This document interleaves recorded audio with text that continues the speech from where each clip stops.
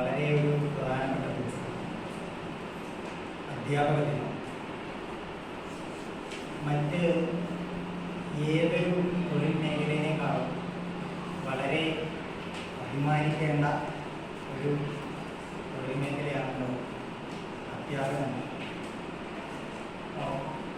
ഈ അധ്യാപക ദിനം എന്നുള്ളത് വളരെ ശ്രേഷ്ഠമായ ഒരു ദിനമായിട്ടാണ് നമ്മൾ ആചരിക്കാറുള്ളത്. കാരണം ഓരോ അധ്യാപകനും വിദ്യാർത്ഥികൾക്ക് സാർവധാരണ ഒരു വെളിച്ചമാണ്.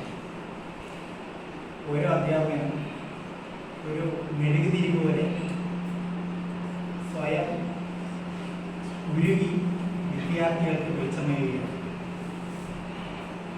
ആ വിദ്യാർത്ഥികളാണ് നാളെയുടെ നമ്മുടെ പ്രതീക്ഷകൾ, നാളെയുടെ നമ്മുടെ വെളിച്ചവും.